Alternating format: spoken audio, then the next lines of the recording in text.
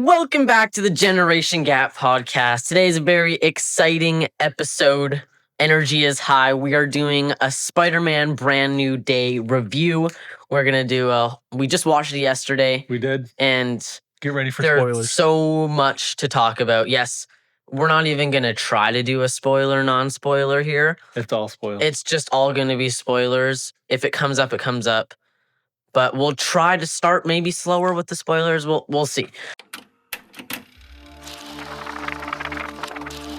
This message is a warning and a reminder for any surviving Jedi. With great power comes great responsibility. Trust in the Force. You must unlearn what you have learned. On your left. The truth is, it's a leap of faith. That's all it is, Miles. I am Iron Man. Avengers! This is the way. Assemble.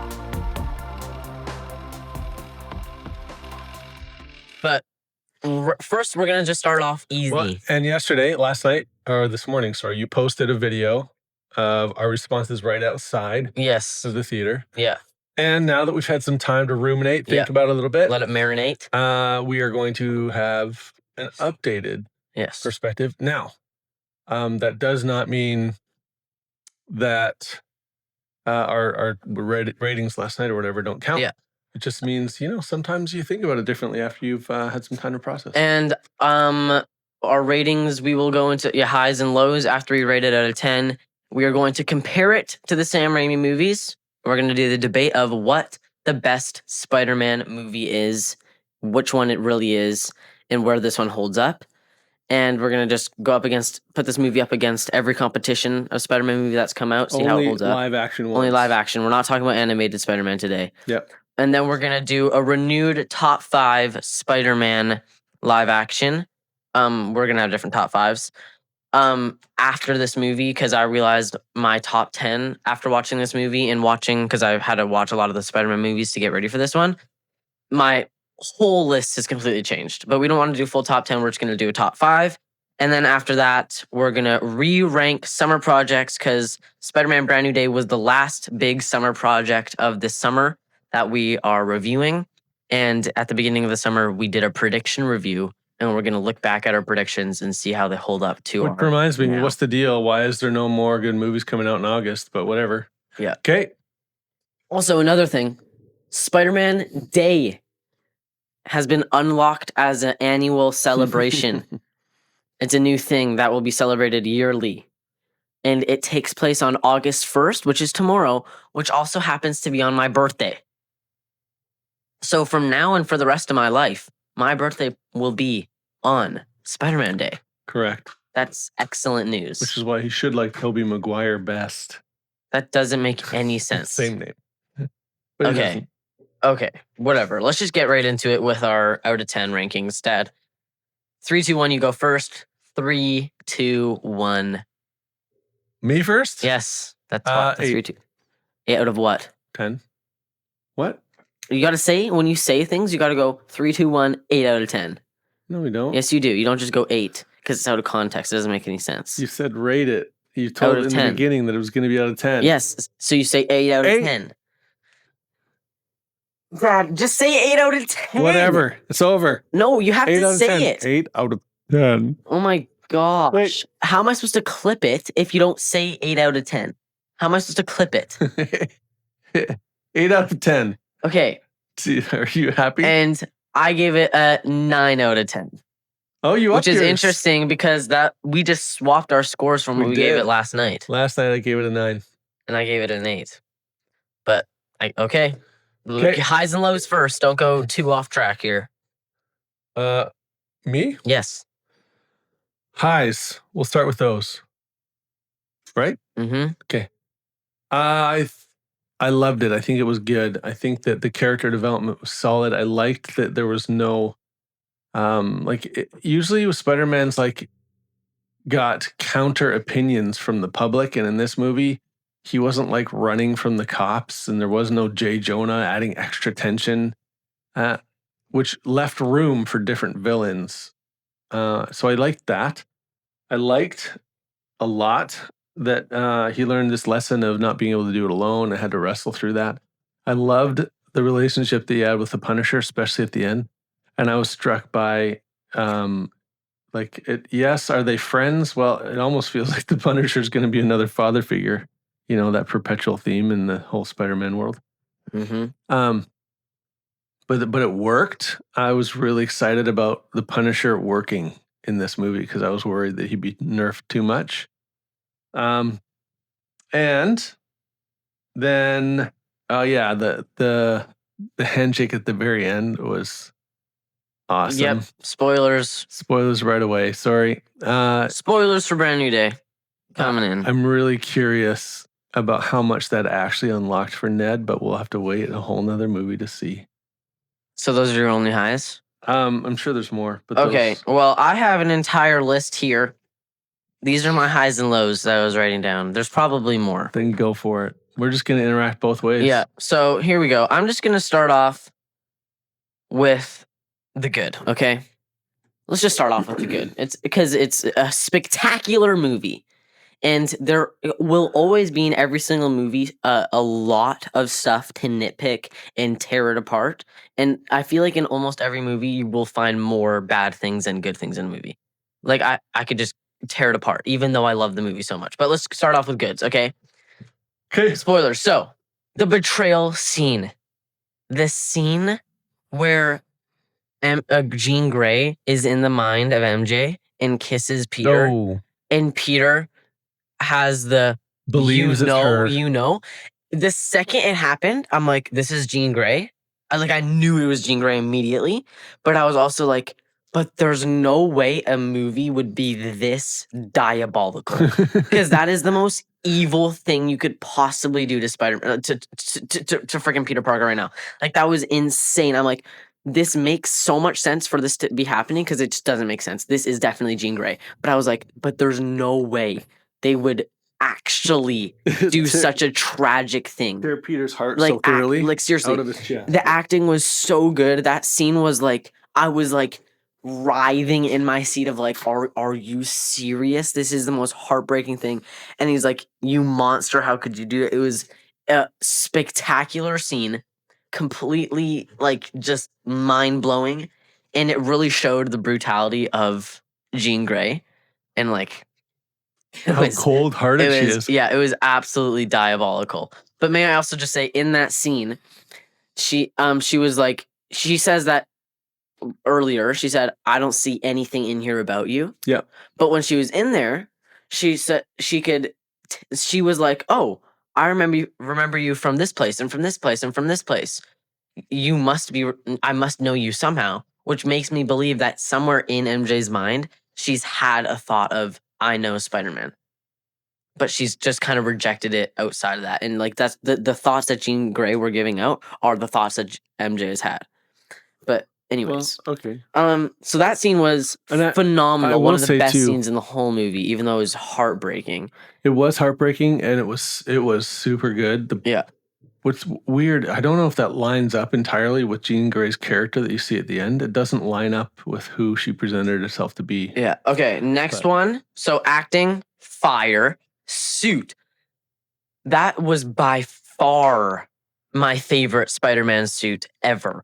They kept it on screen like the entire time. He was wearing the suit the entire time. It was amazing. It's also weird how he treasures his identity even more, even though no one knows who the frick Peter Parker is. So it doesn't really even make sense to treasure your identity when it's not like you have any friends or family, which defeats, like, that's the whole purpose of have secret identity. But anyways, so his suit was so good, and the colors were like, the colors of that suit were insane. Like, it was just best suit ever. Cinematography was great. There were some like, which kind of leads into the fighting scenes. The fighting scenes were the best Spider-Man fighting scenes we've ever seen ever. Like, creative action. It was just like the PS5 video game. It was mind-blowing. The angles, the fight sequences were insane, which also leads the Hulk. Okay, I can't go into that yet. So the cinematography and the fight scenes both synchronized really well, and it was the best we've ever seen, by far, by any Spider-Man movie. It was just really, really enjoyable. Like, that movie just, It was really funny, one of the funniest ones for sure. Had a lot of enjoyable chemistry moments with him and Frank. It was just perfect, and it was heartbreaking, and it hit every spot. I have like 4 scenes of perfection in this movie. Okay. First scene of perfection was the betrayal scene that we talked about, where Yeah. he thinks it's all like, you remember me, no way, and then doesn't. That was heartbreaking. Perfect scene. The Hulk fight scene, it was short, but it was so good. That was when I got into the movie. It was kind of like I couldn't really settle in the movie. And then once the Hulk fight scene happened, I was like really getting into it because I'm like, this is some of the most awesome freaking fighting, most awesome freaking Spider-Man I've ever seen. It was so sick. And Hulk didn't lose. Everyone complains about Hulk always losing. Hulk didn't lose. It was amazing. And Hulk was humongous. We have never seen Hulk that big. He grabbed Spider-Man. His hand was the size of his entire body. He was the biggest he's ever been. It was awesome. Well, Hulk depends was what Hulk movies you're talking Hulk about. was but yeah. absolutely peaking. He was humongous. When he grew and like looked at him, I was like, heck yes, this is awesome. He was big. It was so cool. He was savage. It was amazing. Hulk fight scene, another perfection. Third perfection was the hand dab up scene in the very end of the movie with him and Ned when the memory clicks and he's like, Peter, perfect freaking scene because you can't take away muscle memory, baby. That was awesome. But you could apparently with MJ, but yeah. Strings of motion. And now that also makes us think if it's muscle memory that maybe brings back the memories, he didn't actually kiss MJ in that scene for a chance of her memory to come back. He kissed Jean Grey. Maybe if it was actually MJ and MJ was accepting towards it, she would actually remember. But MJ was like retaliating. But anyways. And that's my last peak scene of the highlights. I got 2 more. First, the end of the Hulk fight scene was awesome. How? Because Peter says, cool. I'm your friend. And you see Hulk go. Yes, because Hulk remembers Spider-Man. When the theory we have, I think, right, is when Doctor Strange did the time thingy and made everyone's memories get wiped, Hulk wasn't present because it was... Well, either way, Hulk doesn't care for Peter Parker. He still knows that Spider-Man. I know that guy. Like, everyone knows Spider-Man. So either way, it was like a good connection scene. So I think it was another memory scene. I think we were teased with 2. And Ned and that one. It's a lot leading into the next movie. And I thought Punisher, John Bernthal, did an incredible acting job in the hospital when he almost got to tears. When he was like crying and then laughing, and when he had the mask on and was doing the cheering. That was just fun. That wasn't necessarily good acting, but that was just great. But getting choked up and almost crying in that one scene was... Yeah. And they honored the actual Brand New Day comic by Punisher killing Peter, and like Jean Grey is the one who's like making him live. Like he would have died if it weren't for Jean Grey. There were so many like perfect things that they like honored. Like the montages, everything was just, I can't wait to buy that movie in Blu-ray the old-fashioned way and just own it. Old-fashioned. Let's talk about generation gap right now. Oh, and just own it in my hand. I'm gonna buy it in VHS. No one buys Blu-rays anymore. It's just a fact. I'm sorry. Can you even buy them anymore? So, yes. Where are you gonna find it? Walmart or Amazon. I bet I could buy it. Okay. Walmart will have it. You're right. Okay. So many good things about this movie that we could just go on and on and on about. And I feel like it's the type of movie you watch and it just gets better and better and better every freaking time you watch it. It just will. It's so hype. It's amazing. Okay. But as comes with every movie, there are things. Some lows. Bad and some things that could be improved that weren't exactly perfect. Okay. Now, first question I want to really ask you. You said this was going to be your favorite live-action Spider-Man movie. Can we save that for when we do the best Spider-Man debate, please? No. Yes, that's what what that segment is for. It's a commitment you made. That's what that segment is for. We will talk about it when that segment comes. Fine. Okay. What are we on? Okay, lows. So we're lows. Let me go first here. Okay. First low. It's not really a low, but it's just sad to see. It is no longer young Peter. I was like, I just watched No Way Home before watching this movie, and there is like actually a big difference in Spider-Man's. From the young Peter we had in No Way Home to the older Peter. I was like, did Tom Holland maybe change the character? No, he's just acting as an older, matured Peter Parker. And it's like he's not like this young kid anymore. And it was kind of just, now that I think back to it, it was heartbreaking to see that Peter Parker, that Spider-Man from No Way Home, we will never see again. He's not coming back. He's young. We're no longer with a young Spider-Man. It's not necessarily low. It's just sad. A low, but maybe not really a low, but just a frustration. MJ, we waited 5 freaking years for this movie to see the reuniting thing, to see something. And we're thinking about halfway through this movie, MJ's never going to find out. And then she reads the letter, and we're like, oh my gosh, no way she's reading the letter. I can't believe this is happening. Let's freaking go. How is this going to turn out? And then sight, she says, I don't love you. I don't even know you. But you already commented. Diabolical. No muscle memory. Yes, maybe he should have kissed her. But that was diabolical. Leaving bro there after he just spills his heart out to you. That was like, that is not the MJ we know. The MJ, that's not how it would have gone. Oh my freaking goodness. And it felt like MJ wasn't in the point of accepting like Ned was. Think about it. Ned is the one who's wanting to find about Spider-Man.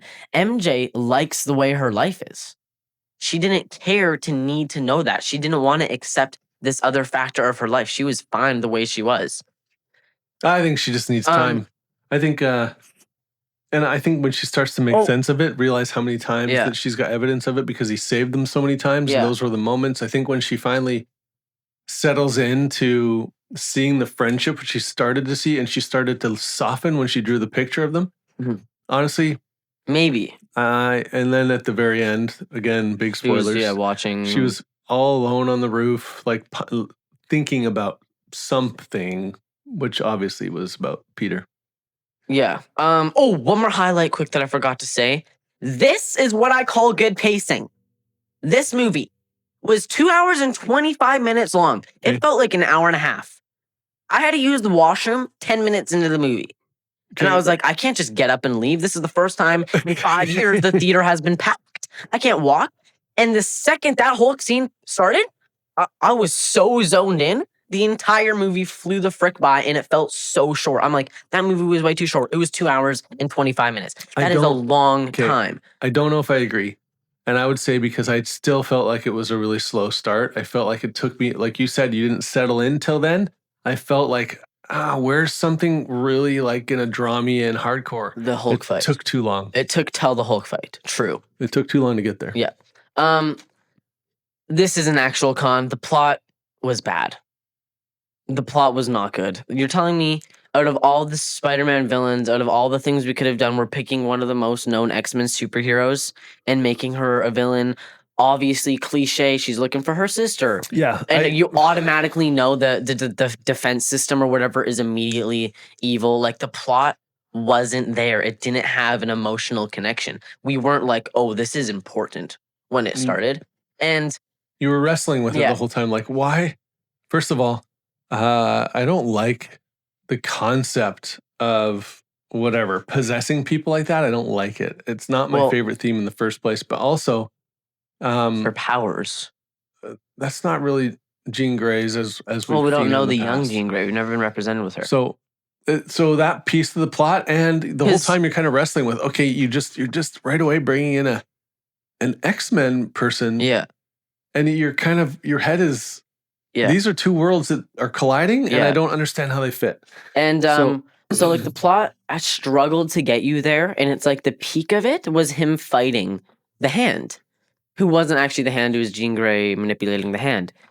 And that was like the peak fight. And it's like in every Spider-Man movie, we've had a peak, like ultimate fight. We've had Spider-Man in Homecoming fighting Vulture. We've had Spider-Man fighting Mysterio, Spider-Man fighting Green Goblin.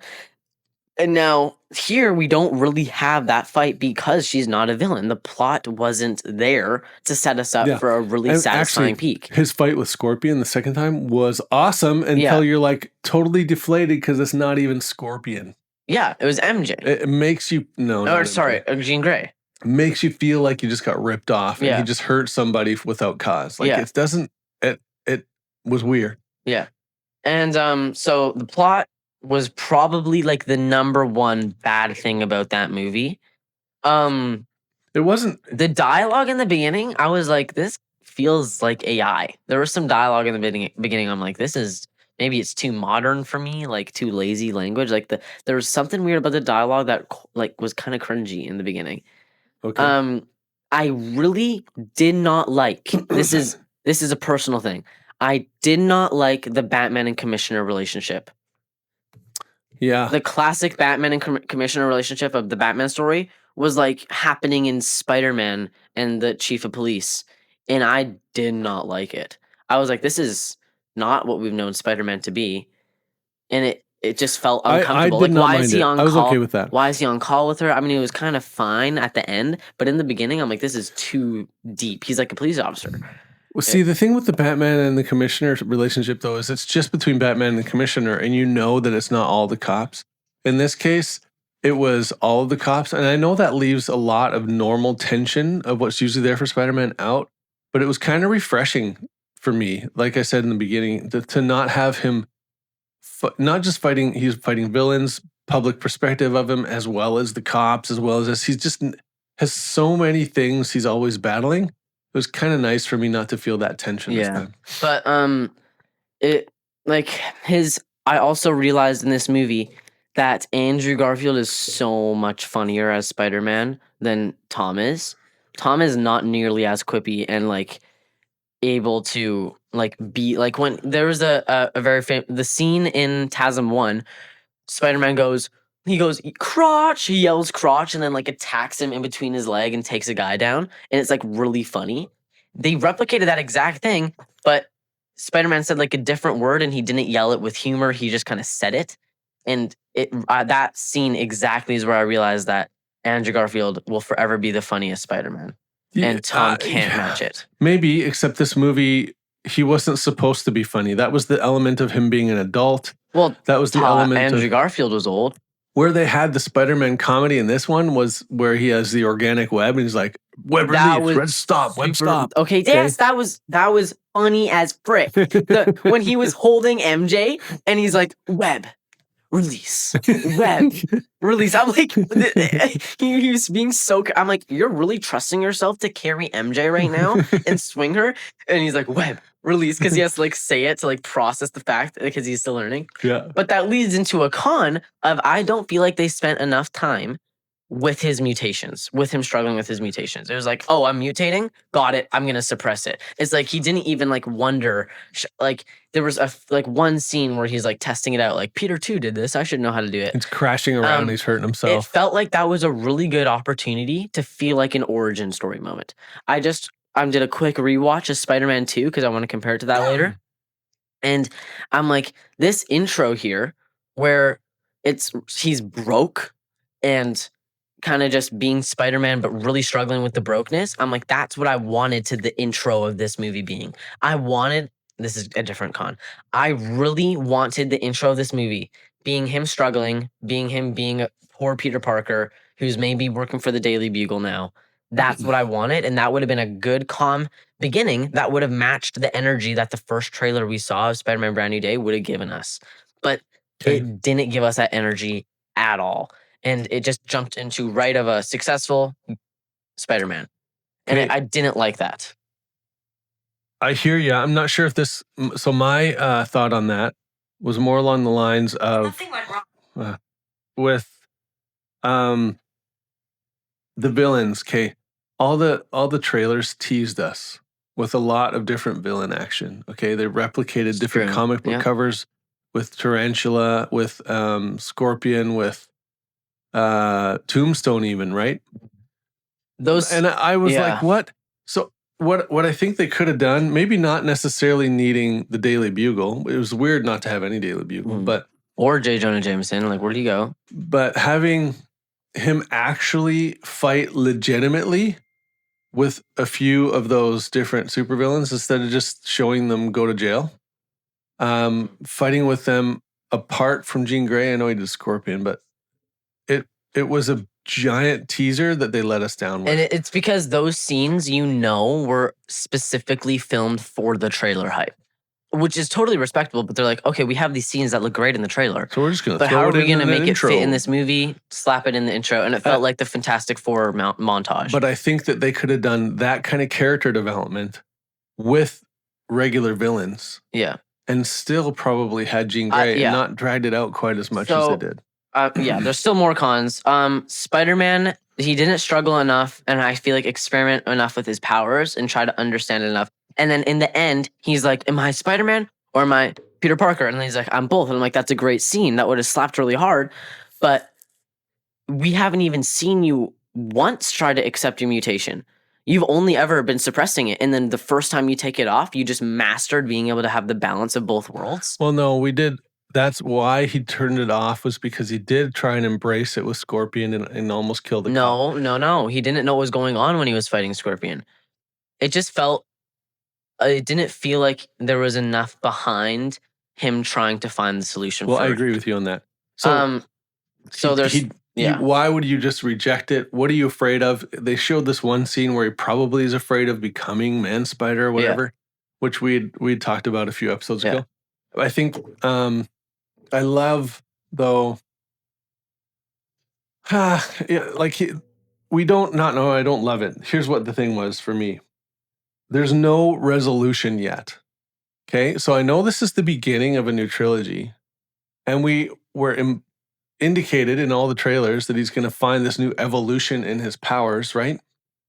But we haven't seen what the evolution is. By the end of the movie, you don't actually know what it means for him to embrace it. Correct. And what came out of this movie? Jean Grey. That's all we know. All we know now is that Jean Grey is happy or whatever, moving on with her life, and Spider-Man's alive. We don't know anything else. All we know is he got powers. Nothing else happened except for the very end when Ned's like, Peter? Or like, and he meets his friends. Like, that's it. And we don't know. Nothing really came out of this movie, which is another con. Another thing is, TASM, both 1 and 2, do mystery way better. Where Peter Parker goes detective mode, that should have been incorporated in this movie. Things that should have been incorporated, first of all, the intro should have been like he was poor and struggling, and the mystery of like trying to solve and figure out what this defense system actually is, what they're actually doing, trying to solve the mystery of what Jean Grey wants. That should have been incorporated from the TASM movies, because that was some of the best stuff in TASM. They did mystery super well. We're on the edge of your scene. You're like, oh, Peter Parker's solving it. What's going to happen? There was no detective work by Spider-Man whatsoever. He just goes in there. Well, that was the downside of being so close to the cops and trusting everybody, like you said. I do think, though, it was nice to see him no longer be Iron Man Jr. It was nice to see him have he wasn't Iron Man Jr., but he was still producing really high-tech suits again. With what the frick money? We never even saw where he works. He was producing high-tech stuff, but his suit was still pretty organic. He had the web eyes shooter. squinted. Fine. His web shooters were not as old-fashioned as I thought. I thought they were just going to be simple pew-pews. No, they were like zero in, the perfect shot. It was the combination. Come out and like cycle. It's like it was. So he still had the computer he was talking to. He didn't have Ned in the chair to deal with. So the research or whatever was coming from the computer. There was still a lot. Like, even though those parts were like a little bit disappointing, you wanted him to be broke. You wanted that struggle from the Tobey Maguire movies, and you wanted the mystery from the Andrew Garfield movies. It was still really good. Like, even though he was high tech, it was still really good. It wasn't necessarily a bad thing. Yeah, that was fine. I actually liked. Yeah, I know there was elements of Iron Man still because he was talking to the computer and all that, but it wasn't like, you still felt like he was more human than robot. Yeah. My last con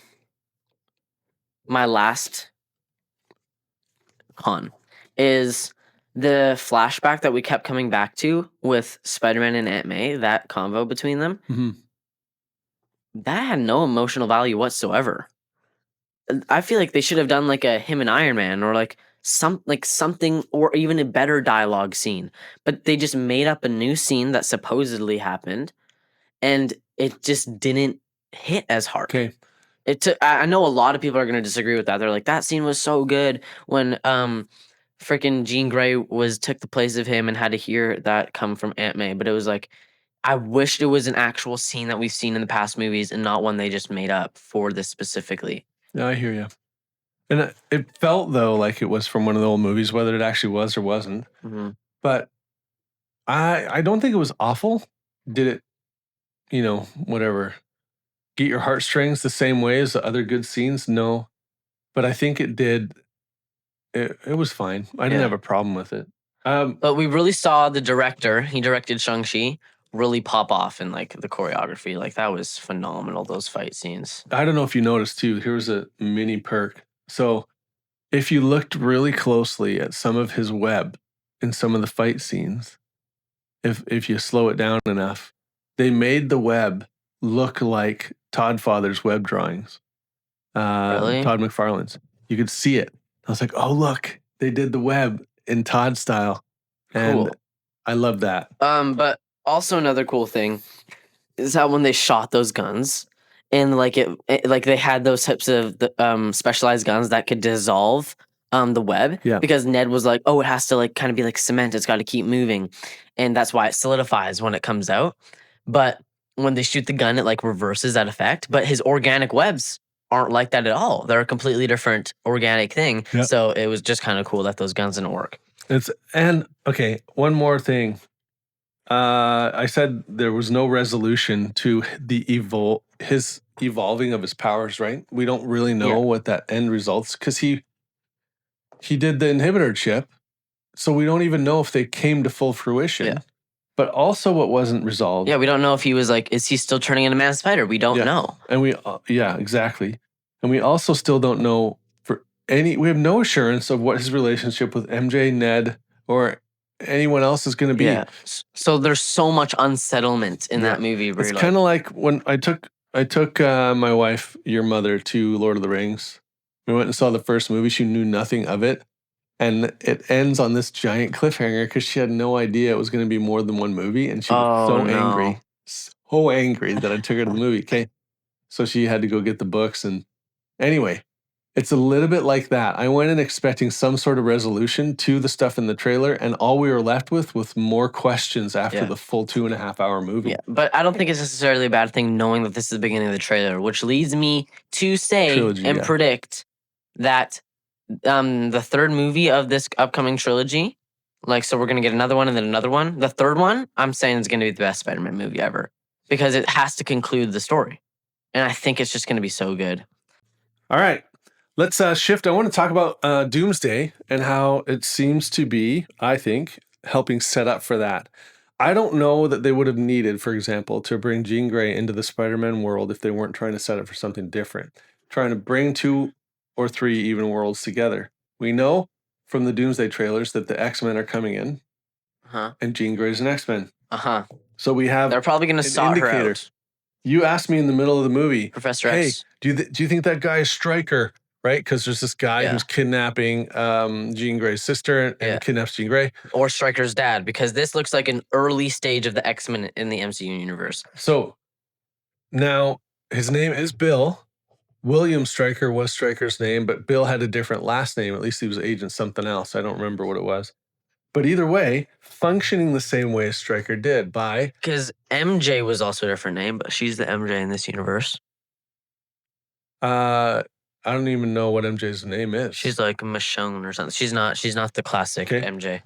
And then, and then we've got like the new Avengers with whatever her name, Black Widow is what they called her in the movie, but it's Black Widow 2.0, like her sister or whatever. Yeah. In it constantly as a consultant and stuff that they're going to.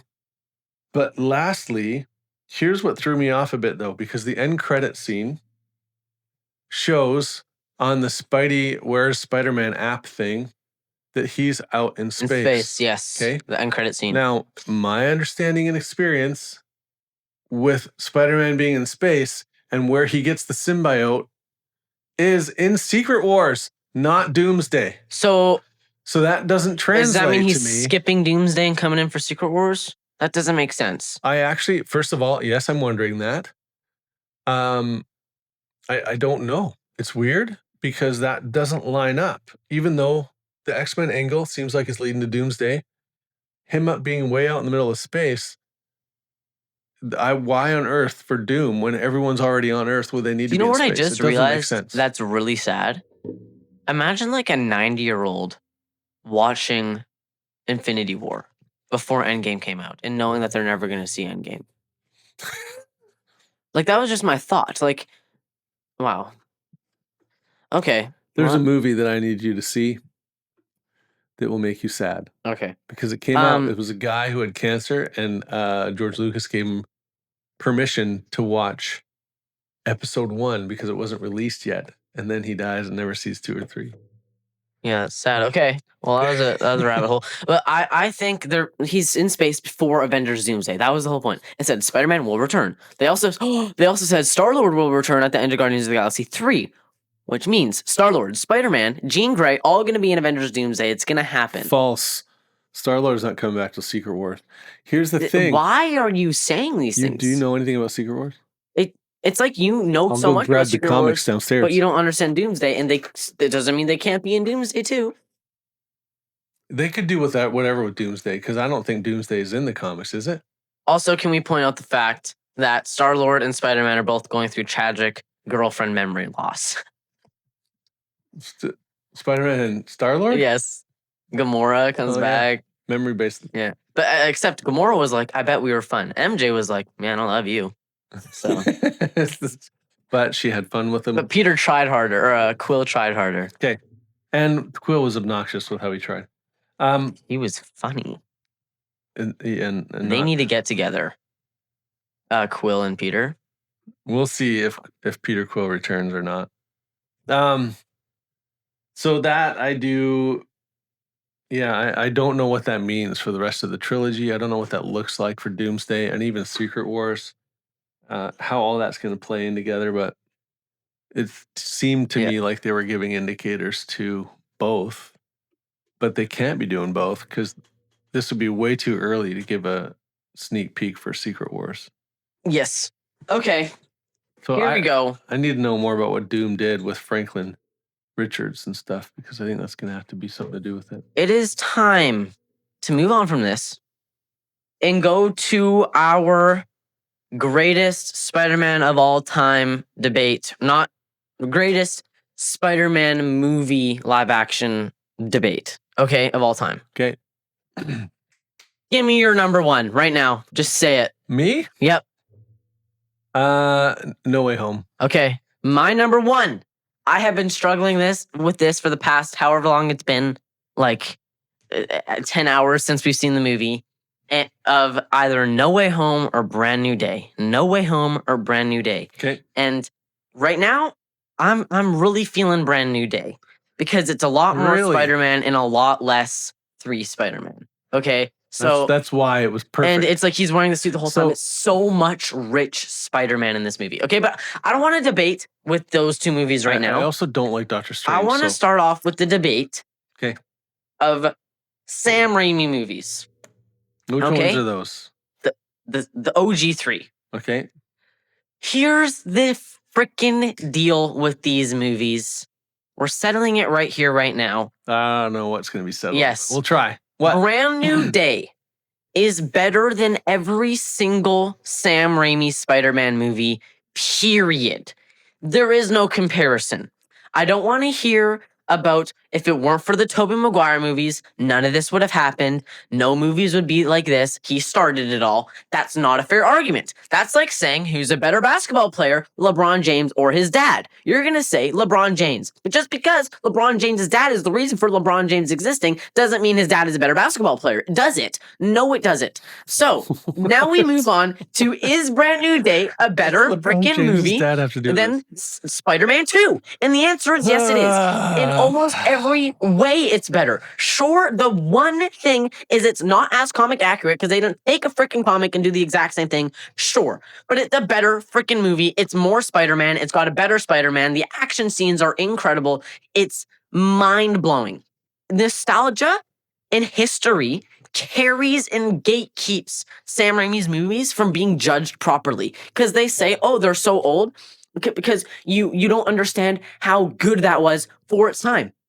That is gatekeeping it from it being fairly represented against these movies. Because if you're actually taking these movies timeline-wise out of your mind. And getting rid of nostalgia and getting rid of history and which one did what, and you show someone from 2003, whenever the freaking movie came out, the Spider-Man 2, if you show them that movie and they watch it and they're like, wow, that was the best Spider-Man movie I've ever seen, and you then show them Spider-Man Brand New Day, without a doubt, that human with no context is going, Spider-Man Brand New Day is the greatest Spider-Man movie I have ever seen in my life. Because the comparison isn't even close. Just production value-wise. Just the experience of watching this movie, the cinematography, the action scenes alone completely wipe this movie across the face. It's gone. It's not even a competition. And everyone goes, it was so good for its time. Yes, maybe in proportion to its time period of movies, that movie was better. But this movie, compared to Spider-Man 2, destroys it. It's flatlined. Here's the thing. I disagree. And here's why. Think for a second. If you had gone in blind to Brand New Day, you don't know who Punisher is. You don't know who Hulk is. You don't know. That's you not have no the point. idea. No. It has In and nothing of to itself. context. False. You're wrong. In and of itself, you can't watch that movie without having context, just like we said about Odyssey. Fine, then you give them context. You give them context. You can't. They have to watch 5 You can't movies hold first. context to the argument because this movie isn't a new one of a whole new thing. This is coming from 3 movies backing it up. Then that's not fair. It's not an individual movie. We're judging it off of, is the movie better? You can't hold context to I a watched movie some that's Spider-Man part of a 2 with you today, storyline. and I was like, oh man, I forgot how amazing this movie is. For its time period, it may be. No, I love it now. If you watch it compared to Brand New Day, it's no dick. There isn't a competition. I'm sorry. I cannot This agree with movie you. is Listen here. phenomenal. The scenes, there is no emotional striking value in comparison to Brand New Day. The only saving grace of that movie is A, the villain, and B, the train scene. And the train scene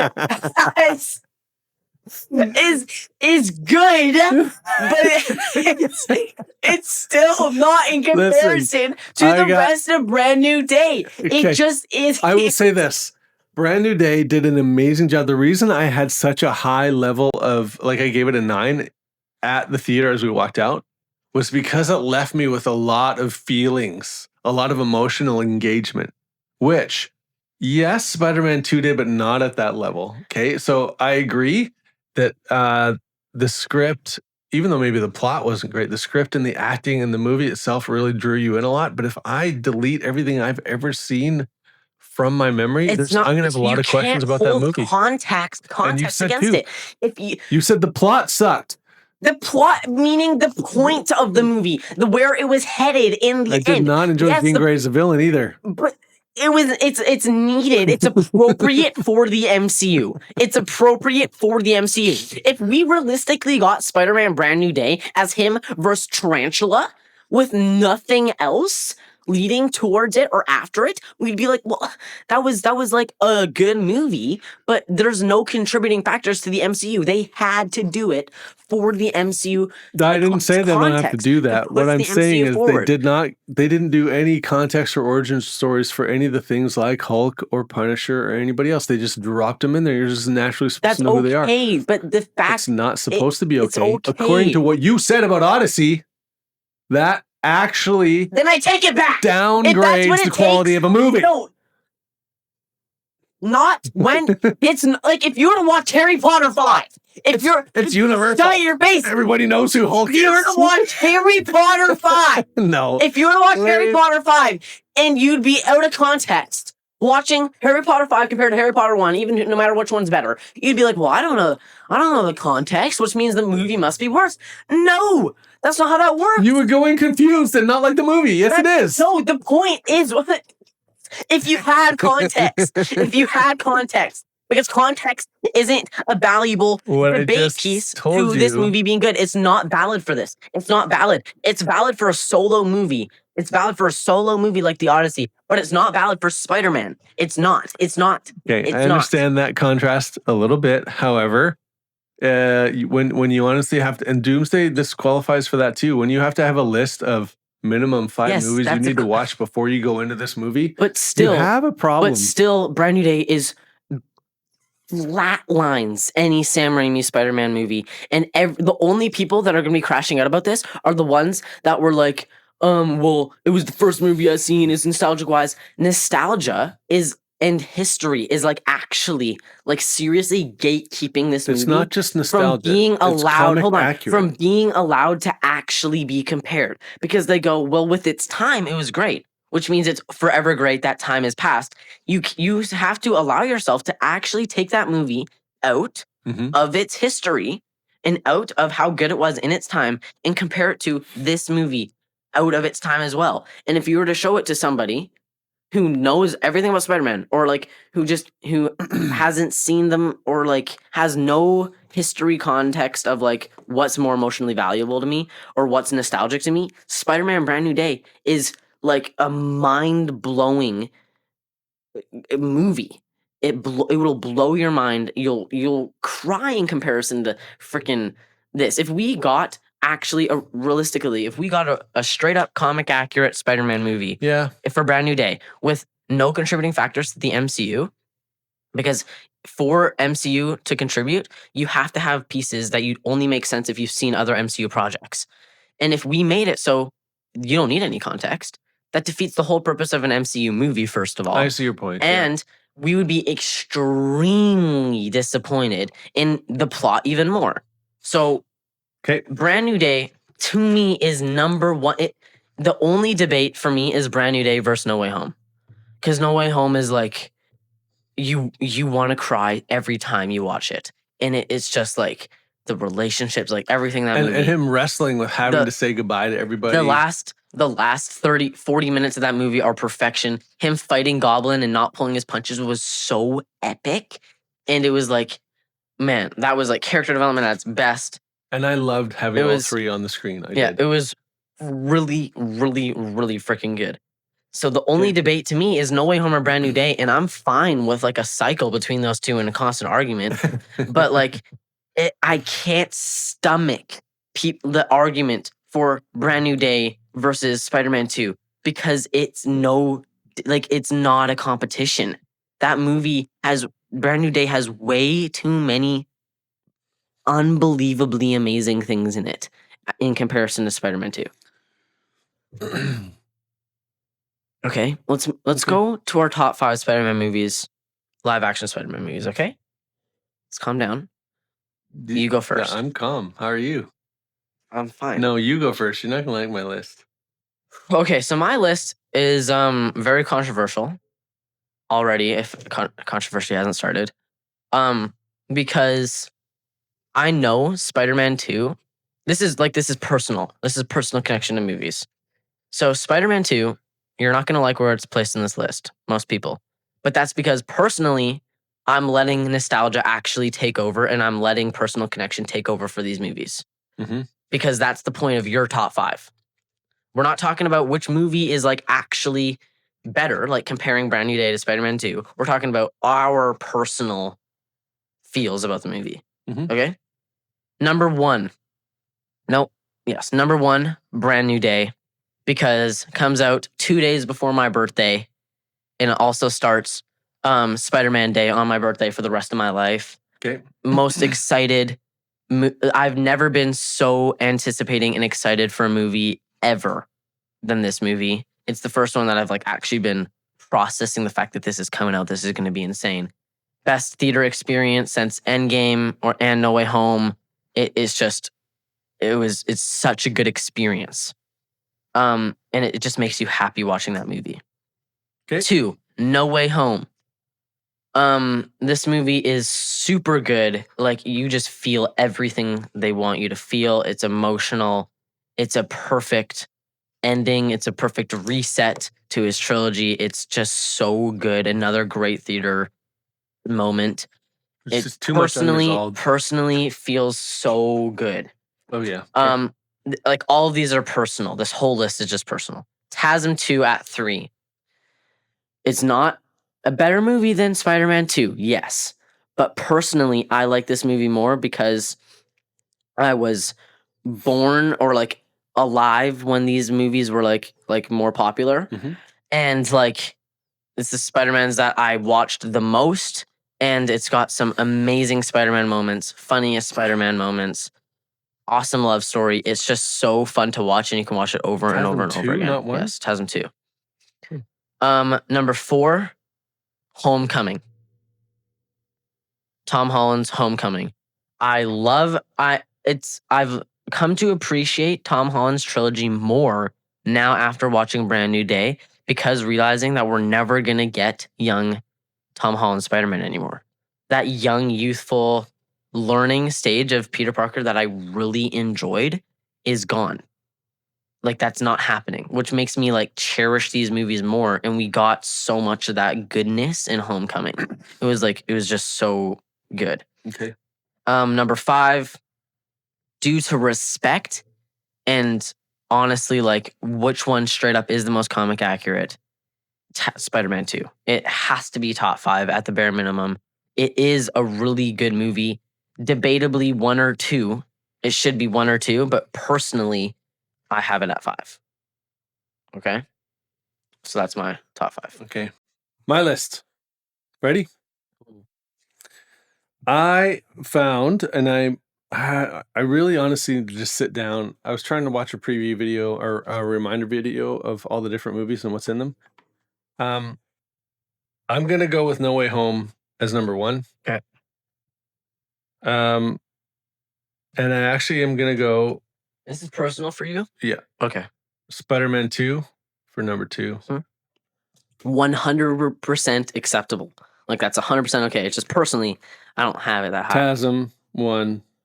I didn't 3. like 2 as much because I didn't like the Green Goblin in that movie. I did not. There was just a lot of stuff. I didn't like that Gwen died. It was just too much. Too much. And as I get older, I can only handle so much. My heart just gets not that. Sometimes I got to walk out if there's too much How drama. the frick is No Way Home on your top 1 then? It's just because It was handled better. it was handled better. He wrestled, whatever. One primary stream or thread of tension, but then moments of resolve. It works. Anyway, and then I have Brand New Day at 4 and Spider-Man, the OG number 1 at 5. Because I loved it. Maybe, is it nostalgia? Probably. It's also, though, It's also got Goblin. I remember having a really hard time with, I'm calling it TASM just because you are, ASM, Amazing Spider-Man. I really needed it to be comic accurate, and I stopped collecting comics when all the Iron Spider, and I didn't know all that stuff. I didn't know about the Iron Man junk or extra tech, or he was just supposed to. Anyway, the most comic accurate was the one I was really into, and I actually don't mind his costume at all in the original 3 movies. Watching Spider-Man 2 I just today, don't I like was his hey, eyes. that That's works. apparently a very controversial take. I just don't like the rigid eyes. It's just, I mean, it's respectable. It's like the OG, but I don't like Michael Keaton's Batman costume the most. So, good list.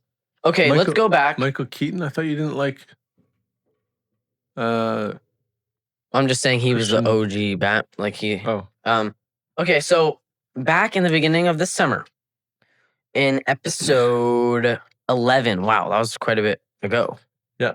We ranked our predictions for 5 projects that were coming out this summer. Now all 5 are officially out, and we are going to re-rank them and compare to our old rankings. Okay? Okay. Do you have your old rankings there? No, but I don't want to tease myself right now. What episode was it? 11. You probably didn't even write it down. Oh, I definitely did. Okay, I'll go first. At number 1. It was Masters of the Universe was. Yeah, number 1. Yeah. I have Brand New Day. Number 2, I have Odyssey. Okay. Number 3, I have. Oh yeah, we should also probably just state all the ones that we're doing. So all the 5 projects that came out were Brand New Day, Odyssey, Masters of the Universe, Toy Story 5, and what am I missing? Supergirl. And Supergirl. Number 3, Supergirl. Number 4, Masters of the Universe. Okay. And number 5, Toy Story 5.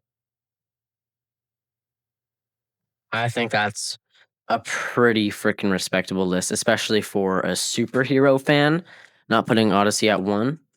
But my list, what I gave it back way in episode 11, let's compare it. I said number 1, Spider-Man, number 2, Odyssey, number 3, Supergirl, number 4, Toy Story, number 5, Masters of the Universe. So the only difference is Masters of the Universe and Toy Story flipped. Okay.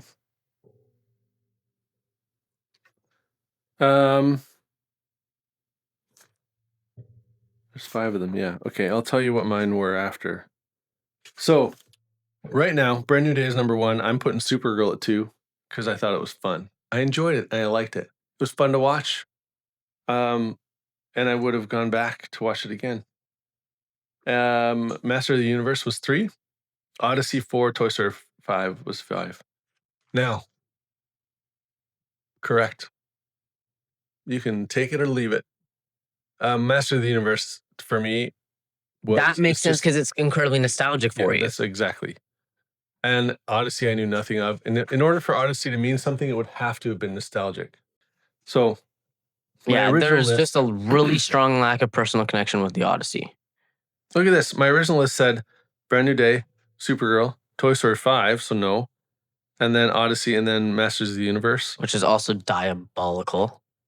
The reason was because I knew nothing about it. So what was the difference then? What changed? So it looks like Toy Story dropped, Masters of the Universe climbed up, and Odyssey stayed where I thought it would.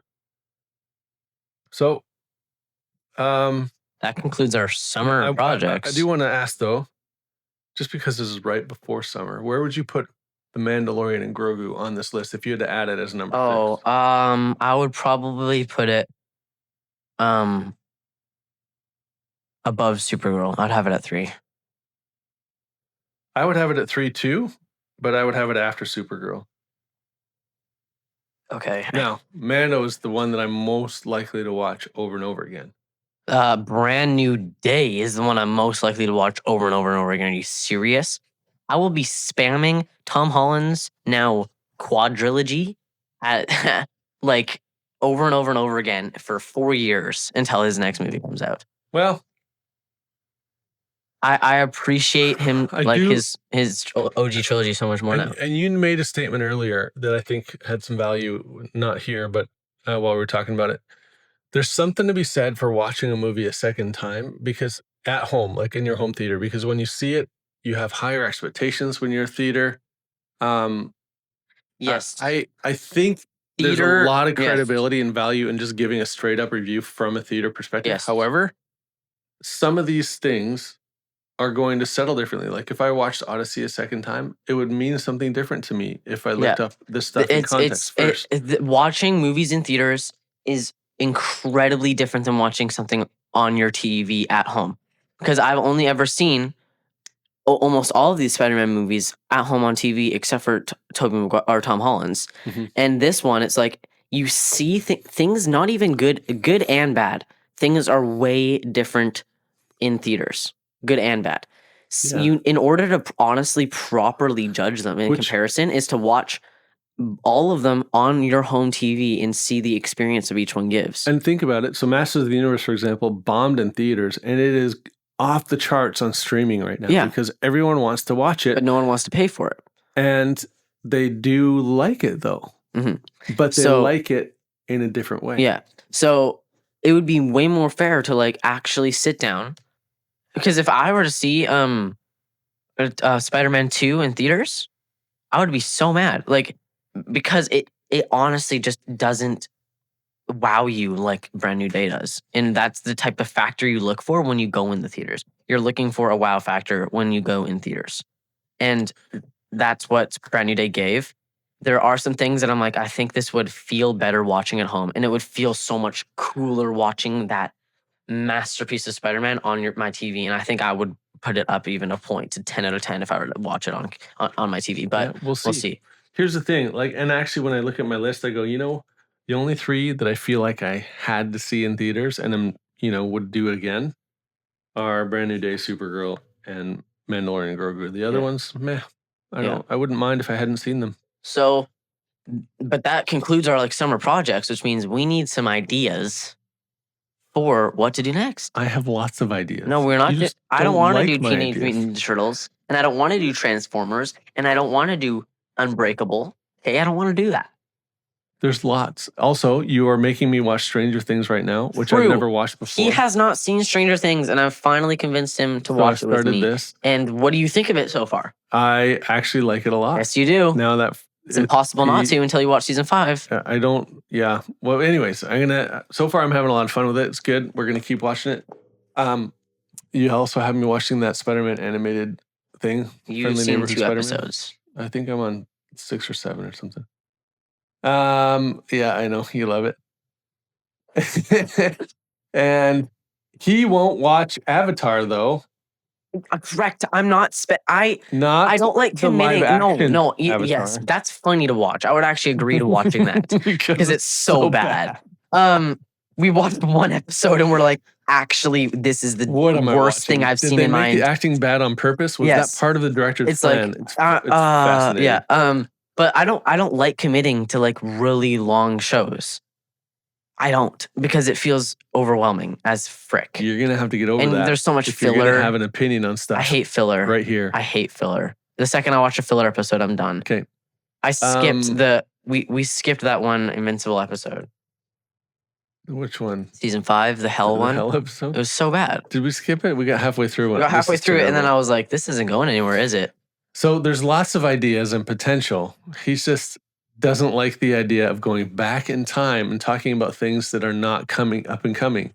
But that's kind of the whole point at times. Yeah, it's to talk about what the foundation is. Yeah, whatever. So tell him what he's wrong about. Let him know we can, watch some old school stuff. Or even comment on some old school stuff. Yeah. But thanks you guys for... what else? Like Lord of the Rings, The Hobbit, the Harry Potter series. There's all sorts of stuff that we could talk about. Yeah. Thanks guys for watching my favorite episode of all time. This will hopefully forever be my favorite episode because it's Spider-Man Brand New Day and I love Spider-Man. And thank you guys for watching. See you guys next time. Bye.